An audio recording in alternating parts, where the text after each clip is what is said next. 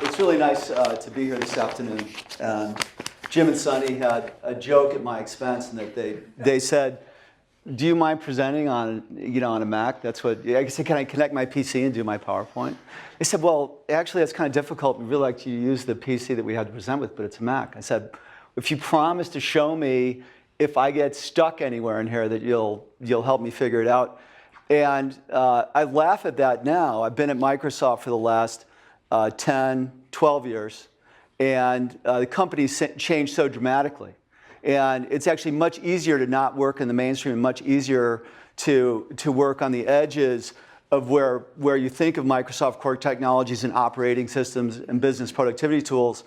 And it's funny now to think about how we think of in terms of markets and competition. This last week, I guess we had a conference called Build in San Francisco, developer conference. We talked about all of our mobile platforms and Windows, the next generation Windows, all is going to run on Android devices, and this puts pressure on people like me to keep up with all the different devices. I already support all of the IT in my house, and it includes a lot of Apple products, but I'm not very good when it comes to operating any of the software on those products. So it's just a funny aside, but we're not here today to talk about this, the endpoint devices in this story.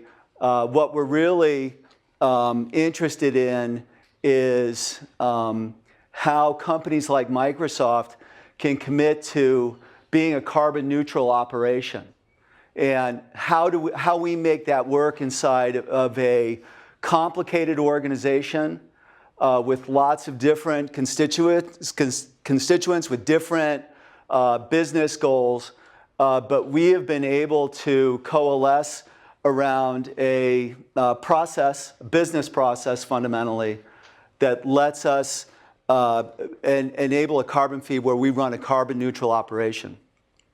So let me start. I think the starting point for this is you have to understand that Microsoft believes in climate change. We think it's a serious issue that needs every part of society to pay attention to what's going on and work at ways to address climate change. So environmental sustainability as a part of our business plan is fundamental to the company and how it thinks. And we have three major components to environmental sustainability at Microsoft, and the first of those is enabling energy efficiency. So we do that in our software already. Like a lot of software that you use in touch, you'll see energy management tools embedded in that software, but we're thinking about how does the software consume the resources on the device, and what's the energy footprint of that software as it consumes the different resources, whether it's running on a notebook or in a data center. So the software is very aware of the energy that it consumes. That's part of our QA process as we develop and ship software. We also are very aware of the carbon footprint and the energy consumed in data centers. We can talk more about that in a little bit. But we're working a lot, and I spend a lot of time with startups and what I would call industry business partners on software that enables energy efficiency. And I'm particularly interested in driving energy efficiency at scale across the built infrastructure, but looking across all the different systems that software can be used to drive that. And we'll talk about that for a little bit in the context of smart buildings. So the next piece of our strategy is to look inside of our research portfolio and see where there's opportunity to apply scientific research that's happening inside of Microsoft, whether it's on new energy generation, whether it's on forest ecosystems, or migration patterns in fish, and how climate change is affecting all of that. So we have a wealth of research happening inside the company with a big research department that has pretty much a wide open sandbox to go explore things that they're interested in. So going way beyond the typical boundaries of computer science. So there's a lot of interesting opportunity to pull that research in and use it towards solutions for sustainability. The third piece of this, and where we'll really define this carbon neutral strategy, implemented is in how we demonstrate environmental leadership and how we're a responsible citizen in terms of how we run our company.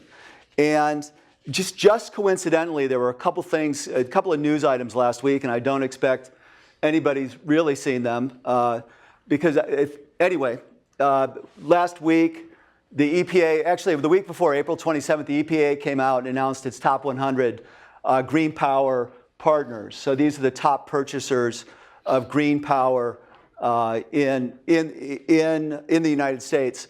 And so you're essentially in the largest energy market, largest economy, and we are the number 2 purchaser of green power in the United States, behind Intel significantly.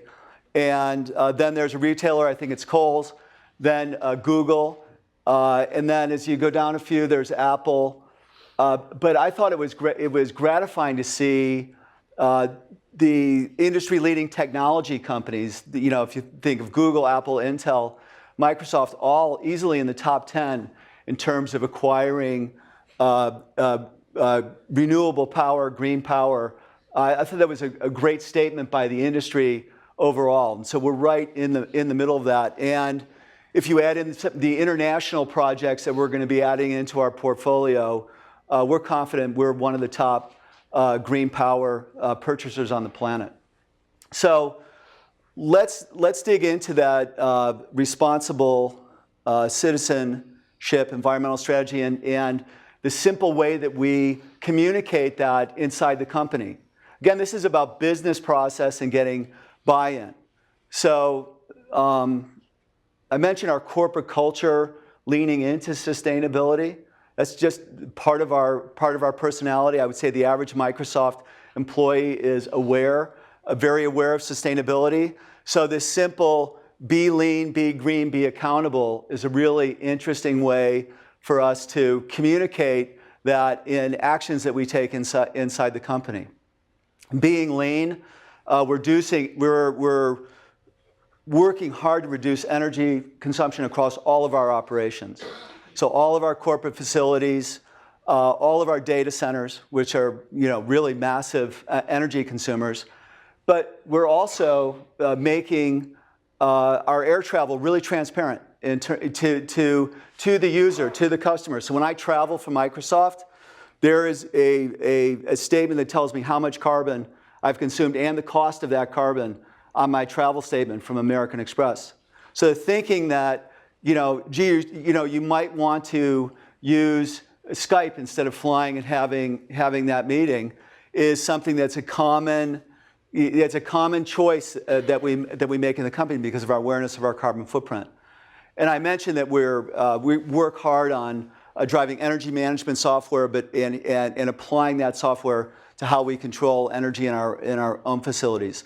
Talked about how we're buying green power. Really being green is a direct reference to the renewable energy projects that we're committing to. We're buying long-term contracts on wind. We've just done that in San Antonio and Chicago over the last couple of years, buying 20-year contracts, not unlike what Google has done around their data center. I remember their Iowa purchase being particularly a large one. So this is a common trajectory in the business, and it's our company putting its money where its mouth is. The accountability part of this is the most important, and it's what makes the carbon neutral strategy work. Because we've taken accountability for the carbon footprint that we all have in this business world, and we've landed that accountability on the P&L statement for the people running the businesses. And I have a quick an anecdote. In the course of my career at Microsoft, the time I've worked there, I've done a lot of interesting work. As Jim mentioned, I don't tend to work in anything mainstream. I've worked with a lot of partners. I was in a group that we call Developer and Platform Evangelism. And so we're out pushing new technology. Then I went from there to the sustainability team, and I worked for the chief strategist for sustainability. And I've never seen anybody move away from a business card more quickly than my one that said sustainability on it. And that's because in the business dialogue, people are concerned that you're just coming at them with an expense. This person doesn't have a business proposition as much as they want me to change my behavior in a way that's going to make me uncomfortable, right? So this accountability piece is so important because you build an economic interest into the organization that makes sustainability run.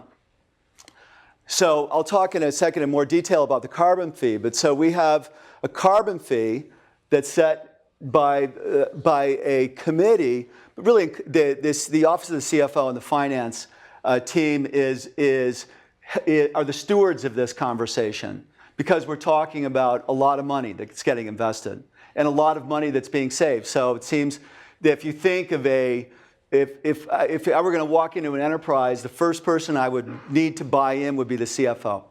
That would be the person who would need to believe in this strategy. And as an interesting side note, as we developed this strategy in the sustainability team, we started with buy-in from the CFO's team and worked across that organization and got that team sold on the concept. By the time we got in front of the CFO, it was a quick conversation, and the conversation was packaged as one of it's a smart thing to do business-wise. It's a very solid risk mitigation strategy given the dynamics of doing business globally and the different policies in the different markets you're operating in, and the expectation that the larger the carbon footprint, the more expensive it is going to be for you to, the more expensive your business is going to be, on whole across global markets. So what we've done in the company is we've taken this carbon fee and we divide it up between, this is the COO's organization, the sales, marketing, all the services and marketing. So these are the 5 big chunks of the company. Research, I mentioned. I'm not supposed to walk in front of the screen, I remember that. And our cloud computing group, which now includes all of the office products and all of the online services that are delivered, the operating system engineering group, and the device and solutions engineering, which is essentially, we used to call it the entertainment division. It's Xbox and all those properties, and now all the devices rest in that division. So all of those organizations understand on their profit and loss statement what their carbon footprint is, and the senior executives running that business the way they run their business is on a P&L. And that's their target. They've got to operate their business within these constraints. So the minute you have a line item with a dollar number next to it, at the senior executive, they're going to start controlling that expense, and that's exactly what's happened inside of the company. So we instituted this, our carbon neutral policy on July 1, 2012. That's consistent with our fiscal year. Our fiscal year goes from July 1 to June 30. So we're closing out on our 3rd complete year of being a carbon neutral operation now. And when you run a business process in a company, the first year is always the roughest, and getting a new business process launched and getting the change management in place and buy-in takes time. But as you make progress, it accelerates. So let's talk specifically. Sorry about that. This carbon fee is a really simple thing. So we started reporting into the Carbon Disclosure Project in, I think, around 2007. So the Carbon Disclosure Project, if you're not familiar with it, is a data repository that is driving all of the carbon footprint data for the top 2,000 companies in the world. And so I think a huge percentage of the Fortune 1000 is reporting into this. I think they really have most of the companies on board now. But since 2007, we hired a chief strategist for environmental sustainability that began to work in the company and work across the organization. and we started reporting our carbon footprint and started to establish modest goals in reducing energy consumption and trying to achieve carbon footprint reduction as you'd expect. So when you start reporting, we ended up with a good opportunity now to forecast our carbon footprint on an annual basis moving forward. 2007, 8, 9, 10. Okay. We have a really good handle now on our carbon inventory, where it's coming from, and now based on other plans, growth plans, where we're forecasting new data centers or new facilities that are going to shift that carbon footprint. It becomes a relatively easy thing to forecast. So you build a high confidence in your forecast, and then, okay, say we have our inventory. Now, let's figure out, after we do all our energy efficiency, look at all our existing renewable power, what is it going to take us to offset the rest of that carbon footprint? Because we can't meet it all. And so now we have a simple model where we can have a price per ton, but you basically have, here's all the costs that it's going to take to offset against our inventory.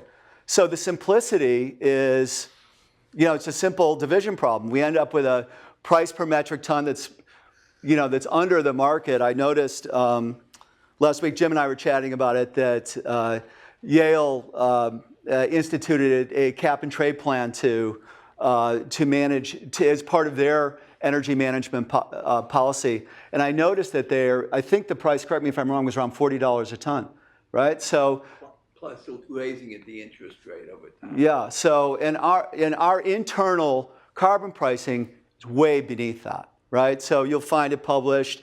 It's on the low side. It's between 6 and 7. Jim has the data. But what's happening too is the interest in offsetting that is now enriching the kind of projects that we would invest in.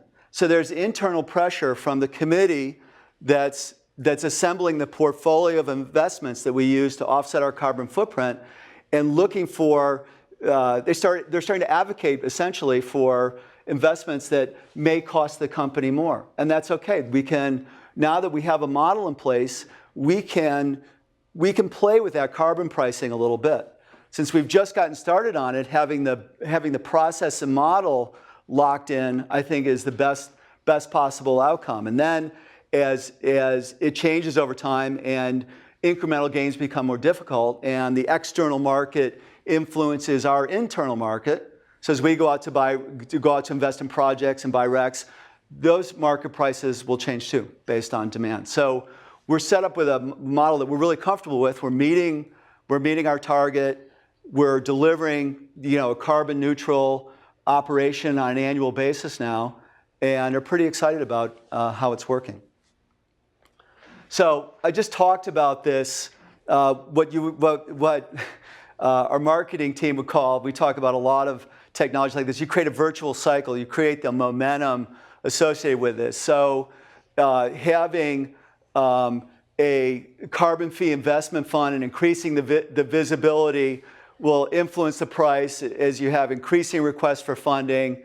This covers all of our global operations, covers all of our data centers, and it covers the transportation. So our carbon footprint is generated from all of these assets, mostly the data center assets, all of the corporate assets that we have in terms of commercial buildings and some manufacturing plant and facilities, and then some what I would call closed-end transportation facilities around our campuses that just like here in the Bay Area, where Google and Facebook are commuting employees back and forth to San Francisco, we're doing the same from Redmond to Seattle. So the same kind of transportation, that's all part of our footprint in Seattle. And the same kinds of things apply in Europe, where company cars are very common. That's part of the carbon footprint. So I digress, but that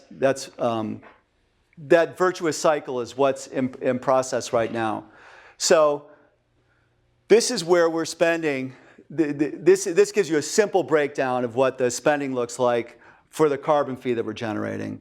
No surprise that the lion's share of that is in green power and what we believe is the innovation, and I try and use that word carefully because every technology company embeds that multiple times in any presentation you'll see. But we're working with a number of new technologies, mostly around our data centers, but also in how we operate our own buildings, to look at where we can make investments that are going to move the needle on energy efficiency. More than 20% is spent on community projects globally that help accelerate low carbon economies. It could, typical ones you see, and I've got a really interesting video on how a community is managing forests in Africa right now. If we have time for it, it's fun to take it in. That's a great area for us to invest. But there's also interesting projects around cook stoves, typically in emerging economies, as well as basic insulation programs for lower income housing. And then we have a small percentage for managing the program and the business processes internally. So this is my recipe card. And when I went to visit Jim in his office in the building there's a nice recipe for the smart building in the stairwell. Try and walk up the stairs and not take the elevator, right? So so this is my recipe card, really essentially the Microsoft recipe for running a carbon neutral enterprise. So if you start with I have the steps of the process, the main ingredients and the steps to assembling that. So you have to know your carbon impact. This seems really obvious. However, doing a complete carbon emissions inventory is challenging at scale. So that is one of the first very large hurdles, because you're going to make an investment as an enterprise to actually be able to implement software and systems that will help you automate that process. Because assembling your carbon inventory manually is just way too labor intensive, way too many phone calls. There still are those phone calls and the slower parts of the process. So for example, what's the carbon footprint for this small office we have in suburban Bangkok? It's floor of a commercial building there. And so it takes a little legwork sometimes to find those pieces. That's where most of the non-manual, that's where most of the manual process is right now. But in large part, we've automated the process by which we do our carbon footprint. And I would suggest that as one of the fundamental things to do first. The other thing about this carbon footprint is you're transparent with it. You share it with the outside world, and everybody inside the company understands what their division's carbon footprint is. The second step is now, okay, we know our carbon footprint. What are we going to do about it? What's our policy to go after that? And if you're following our model, in conjunction with that, you're going to develop an investment strategy. So what are the things? How are we going to spend the money? Where are we going to spend this? Are we going to spend the lion's share of that internally and in bringing, in addressing that low-hanging fruit first that we have internally and mix it with a combination? Every company is going to take a different approach depending on their business. Intel, for example, who we talked about as the #1 green power purchaser, has a different problem than Microsoft. Sure, they're running data centers just like we are, but they're also are running semiconductor fabs, which are a completely different animals. So they would struggle with that problem in a different way. And then you determine your internal carbon price. And so this, when we first rolled this out, that was the thing that people thought was going to be the touchy part about it, because you're going to walk into a meeting full of executives who are already under a tremendous amount of pressure to deliver profitability. We're a public company, and you've heard this, the same comment from any public company, in that the ability to drive value for the shareholders is really what it's about. So it's about how profitable is your division, and how are you impacting the stock price. So when you come into that and say we're adding another line item to the P&L, we expected a lot of pushback. But because of the buy-in from the CFO that I mentioned, and the simple explanation, it's a risk mitigation strategy that will pay dividends because of the efficiency that you'll deliver across the business and your operations with this. So it was seen from the CFO's office as that net positive opportunity that then became really an item that the senior leadership would say, okay, we understand that, we'll buy into that. So that happened probably over, just to give you a feeling of the scale, that happened over a 6 to 9 month period. It's not a 1 week conversation. It's all the typical communication that goes on when you move any initiative. In fact, doing something in less than a year that changes the business process is moving along very quickly. So that's the gaining approval, establishing governments, and then you're in the cycle and you're administering the fee and improving it and building momentum going forward. So our results over the last 3 years, very tangible.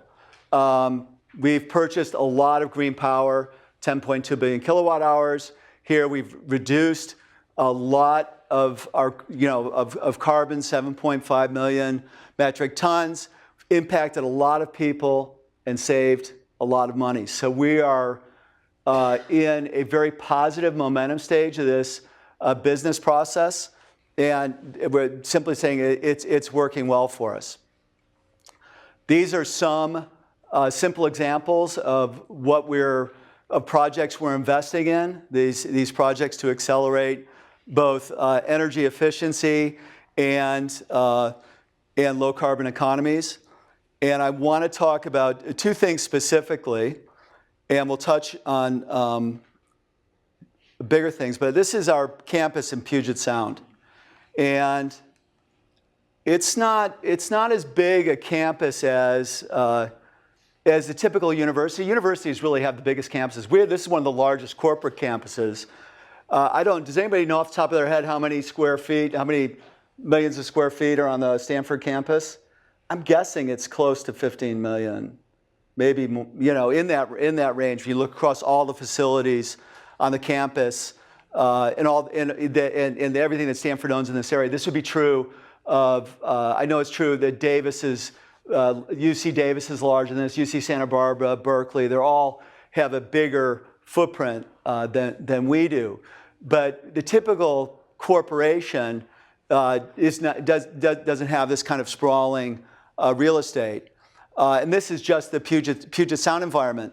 The important part of this is we're spending $60 million annually, and that's where energy is really cheap. So we're paying probably a third of what is paid out in California here. But we're able to save with this software that we're laying on top of our building management systems. We're able to save 6 to 10% of that. So that's and with a sub 24-month ROI. So that's the kind of check that our CFO will sign off on all the time, because we're saving anywhere from $4 to $6 million that goes straight to the bottom line by running efficient facilities. You've seen lots of dashboards probably on energy management. This is the real dashboard that our real estate, this is at the real estate executive level, so the management teams that are running this, and it has the clever speedometer for how many megawatts the campus is consuming at a given point in time. It has the status. Buildings doing well have a green arrow going up. The buildings with the red arrow going down have problems that need to be addressed. And this simple little pie chart is something that our facilities engineering team absolutely loves, because it used to take a mechanical engineer probably 4 weeks at the end of every quarter, maybe a little bit less than that, but to go across all the systems and roll up the base load, the plug load, and the lab load for all that's happening there. Now this is a real-time report coming out of the system. There's lots of new technology in the market doing these very similar things. What I like about what we've done, the blue line, by the way, is the outside temperature, and you're looking at the base load there. There's a plug load example, so you can drill in to the details here. But here's where there's a big change in how facilities are typically managed and how you really drive energy savings at scale. You can't tackle the problem in a serial fashion and manage your facilities on a calendar basis. It takes 5 years to cycle through 150 buildings in that mode. And that's how most facilities are still managed today. You have to start automating the systems and finding the problems. So you can see that there's a green key system here, and this simple key tells you that you've got electricity running to that building, you've got backup generation that's been tested, and in green, that's the generation status. You got communications open, then you have alarms and faults. Alarms are if the lights went out in this room, that's an alarm. If something's not, so that's a problem that needs to be fixed immediately. But where the money is in saving energy and delivering ROI is in the faults, where you're using a conditional maintenance, methodology, and you're running algorithms in the software that tell you whether any piece of equipment is not tuned properly and is running out of tune. So you can begin to predict where a piece of equipment is going to fail. In this case, this is a relatively small chiller that's leaking, and on an annualized basis, that's a $1,500 problem. So the way that facilities might typically be run, and I know Stanford is running much more state-of-the-art, and you can tell by the building you're sitting in, but globally, you have people often fixing a $10 problem when down the hall there's a $1,000 problem. But because these problems aren't being tracked and built into business processes, you're not able to really get after the problem. So this type of system, we like to say, makes the invisible visible. So this is an energy consumption curve for 7 days a week. You can see the top of each spike is a day. This is for a large commercial building that's sitting on, if you know Seattle area, sitting on 405 in Bellevue. It's right on the highway. It's got a big Microsoft logo. It's 25 or 30 stories, and it's about 500,000 square feet. And you know there's a problem here. What's this big spike? You wouldn't turn on all the systems at one time anyway. That's just bad practice, which you discover a lot of that when you run this software anyway. But it turns out that there's the midday, and this peak is actually happening at midnight. And when you look into the problem, you find nobody's in the building. Janitorial crews, everybody who is maintaining that building is gone. But the building management system had a setting that somehow it had a mistake in the settings. It turned on all the systems at midnight, brought the building up to 80 degrees, and then shut everything off. So and we laugh at that problem, but that happens a lot in building automation system. And literally, it's a 30-second fix. You know, you have to go to the console and say, oh my God, look at this setting is off in this building. I think the same building is cursed because we had another incident with the same building where there was a sewage problem. There's a huge parking garage underneath. They turned on all the exhaust fans to clear out the air, which smelled bad, and forgot about it for 3 months. And so the energy spend there is literally in the tens of thousands. It's $20,000, $30,000 of energy spend that you don't have to have. But you see this all the time. And so when you turn on these systems, you find that often everybody's comfortable. There's no alarms in the building, but you're simultaneously heating and cooling at the same time. This is a common problem with systems that are set up today. So you're expending way more energy than you have to. So we're deploying this same system. We've deployed it this last year at our Silicon Valley campus right here on 101. We're running the software. And this is our, you can see this is our facilities energy footprint that does not include our data centers. You can see we have big operations. Oh my gosh, I didn't shut off my phone. It's terrible.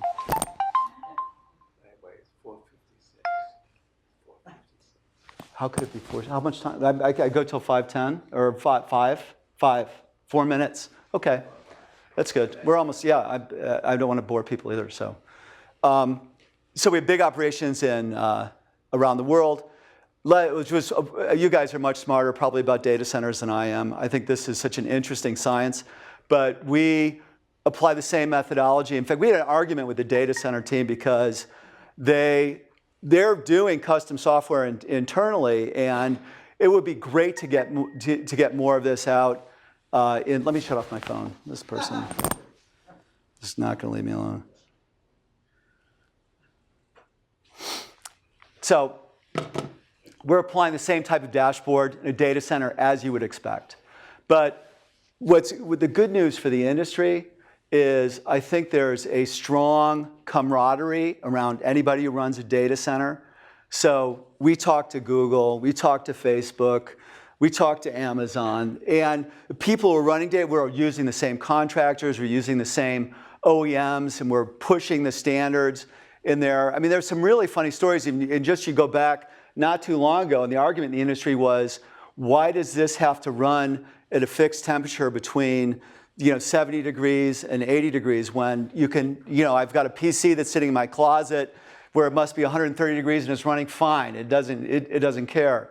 So the specifications on the hardware side of this are really being pushed to the limit now for a wide tolerance on how the systems perform. So the costs are coming out of the physical equipment, and what people are after now is how do you move beyond the data center efficiency, behind making that hardware efficient to improve sustainability. Well, it's in the distributed power generation. How do you deliver new energy projects to the grid that help that help in that to help feed that data center?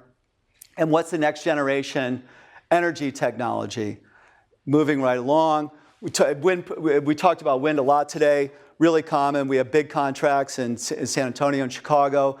This is a really fun project because we're taking wastewater treatment plant. This, many of you might know, is the data center.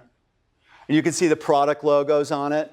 But this is what a typical data center looks like now. It's not a building anymore. It's a shipping container. And a typical data center isn't an air-cooled room in a big building. It's a concrete slab warehouse sitting out in an industrial district. Hopefully it's a climate where you open the windows. And the IT packs come in on trucks and they look like shipping containers. They might have a Dell or Intel logo on them or no logo at all. You drop them in, you plug them in, and they run. And this is football fields of these 40-foot containers. That's a typical, I think that's a Gen 3 or Gen 4, I can't keep track, data center right now. But in this, as many of you may know, where the issue in electricity from between the generation where it's actually consumed is the loss in transmission and distribution. And the notion that you can integrate data centers into the power supply as a closed system is a really good one, especially the excess heat coming out of that data center feeds back into the wastewater system to continue the biogas project there. These are areas where we're purchased green power. You can find a lot of that online. And here, so most of that's the United States, most of the green power, but as I mentioned, we're starting to invest more internationally. And these are the projects that I mentioned where we've really impacted millions of people. Most of those are spread across what we would consider the developing world, but a mix across North and South America, Africa, and China. So we have a video, but I want to make sure we have time for questions. So the video you can file, I can point it to you. If you want to send me an email for whatever reason, It's really easy to remember my email. I'm Bill M at Microsoft. And don't ask me how I got that Bill M address, because there was a Bill G address in there too. And so if you think it's just not Bill G, it's Bill M, Bill Mitchell. And that's easy enough, so you can send me an email and I can get you connected to any information that you've seen. And I'm open for questions.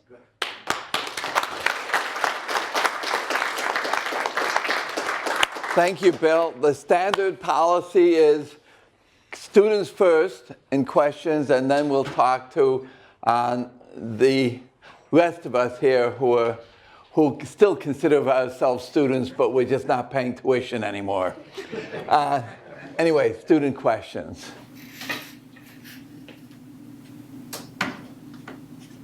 Yes. Hi, thanks so much for your talk. I find it really laudable that Microsoft is doing a price on carbon internally, and also smart looking forward, because a lot of I don't think it's old as some people can maybe. And I'll move this around for those people I can reach. I also think it's very smart financially, because a lot of the nations where you operate will eventually have a price on carbon. Right. You mentioned that the internal carbon price is much lower than what most academics would suggest. And also that's determined by the CFO. And so I'm wondering if you think it's all right to have your internal price so much lower, and also if the CFO is really the right person to be setting that price. Thank you. It's a good question. I think from our point of view, it's not just the CFO, but it's a committee. And the best way for us to actually be carbon neutral, which was really important to the sustainability team, was to package the solution in a way that it wouldn't wouldn't come across with a debatable price point. Because the worst thing you could do inside of Microsoft is actually start a debate, because it might never end. Because like a lot of organizations, there's always somebody in the room who's done more homework, done more research, and you end up extending the discussion longer than you'd like to. We ran into that because our first run at a policy was a cap and trade type of scenario. And from our point of view, the business process that would put on the individual business owners in the company would have been cumbersome and almost threatening, and would have had a lot of questions. Why are we doing this? Why are we doing this now? Why do we have to be carbon neutral? Can't we just take a piece of that and go from there? So it was done to expedite the end result. But our opinion is that the price is subject to market forces, just like anything else. And our ability to go out and purchase the offsets has a big influence on what the internal price ends up being. So Let me ask you one question just to tighten this down a little bit. Does the price correspond roughly to the average price you have to pay for offsets, or is it much lower than the average price you have to pay? Average or marginal price you have to pay for offsets? I can't. I started looking at that, and I didn't get far enough on that, because I became curious when I was thinking about this. And we buy a lot of our green power offset projects from Sterling Planet. And I don't know if you're familiar with them, but it seems they're a big player in here. So I could do some more homework on that. I don't know off the top of my head. Yeah, because one notion of optimization is if you're trying to reduce the cost of the offsets, you would set it equal to your marginal price of offsets. Mm-hmm. Okay. Anyway, other questions, students? No students have any questions? Okay, it's open to everybody. Yes, and if you can speak loud enough, I won't bring this out. So, Bill, what elements of your system, your process, do you feel is transferable to a national carbon pricing system? Any aspects of it, any philosophies of it, and if so, do you have a belief in terms of what is the best way to go from that point of view? I think what we're doing is something that, frankly, every enterprise should be doing. So, as a corporation, understanding all your costs and then burdening the organization accordingly with those costs, just like you pay for an employee's overhead in a distributed office space, you want the organization to be, you want the endpoint in the organization to be burdened with the full cost of having that. So I think immediately that the corporate enterprise marketplace should be one that would adopt this aggressively. That's easy for me to say because I don't have my business is less energy intensive, although that is changing also with the data center dependence that any technology, and especially a Microsoft, has. I mean, we're sure we're running one of the top 3, or we're definitely in the top 5 of anybody who's running a data center right now. I think government's more complicated, inherently more complicated. So I see this as a more commercial industry approach to it. I think government might adopt elements of it within their own operational infrastructure, but in terms of imposing a policy, I don't know. Question over there. I'm raising my Microsoft phone. Excellent. How do you work with external certification agencies, external auditors, and so on to disclose this kind of information? Well, I imagine, I mentioned we published to Carbon Disclosure Project, and I don't know off the top of my head who our auditing firm is, our accounting firm, but all this is published as part of our annual report and goes through and all the data goes through the same scrutiny that all of our annual report data goes through. But I don't know. So it's audited, tracked, and verified. But I can't tell you exactly who's on the certifying end of it. Way in the back, in the blue shirt. So if I run a division that produces a lot of emissions, I'm being assessed a lot of money, right? Right. What control do I have over then how that money is spent to, let's say, reduce emissions from my division? So what you would do is you would come forward with an energy efficiency project for your division, or a suggestion, or if you had more creative suggestion in how you might leverage renewable generation in your operation, that would go under consideration of the committee. So you definitely would have a seat. You have a seat at the table in that discussion. So you or members of your team are in there. But I think this points to a really important part of it. That discussion is a transparent one inside the company.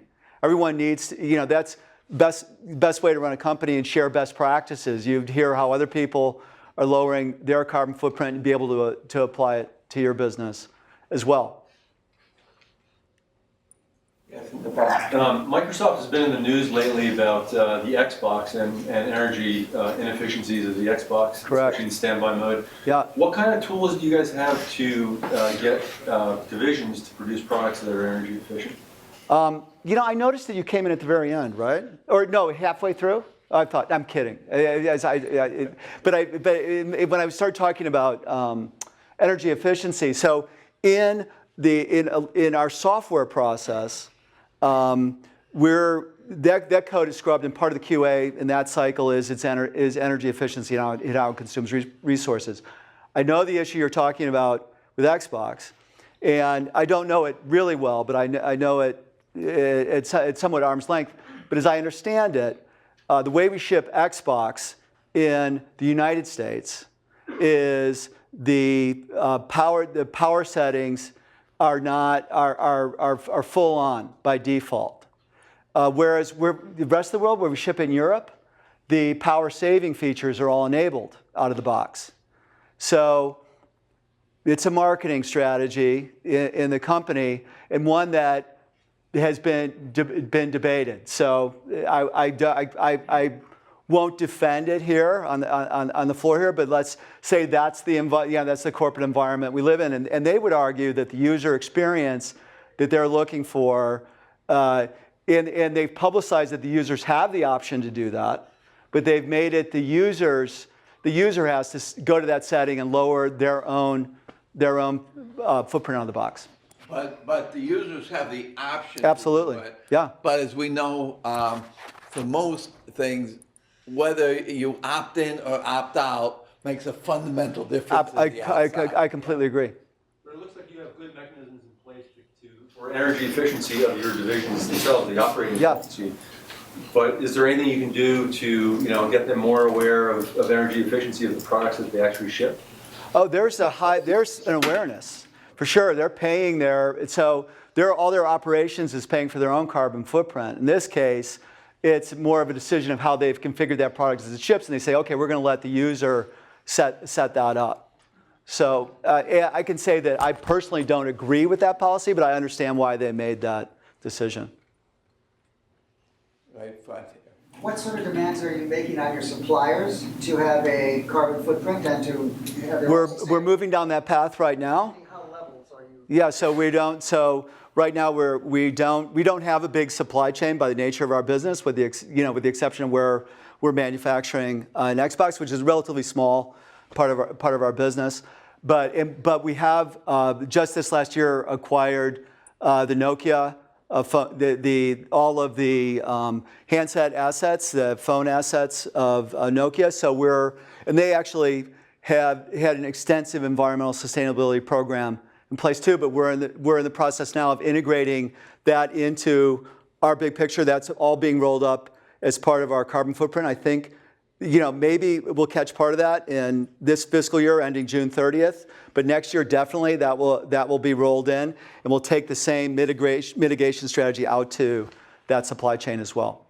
We don't, the company I admire most in that category is another company that tends to drive opinion one way or the other, and is Walmart. I think has done a really amazing job of putting pressure on their supply chain around sustainability and efficiency. I saw another hand up there. Are the nuclear plants considered within your green power entity, and are there many up in the area of Microsoft in Washington? No.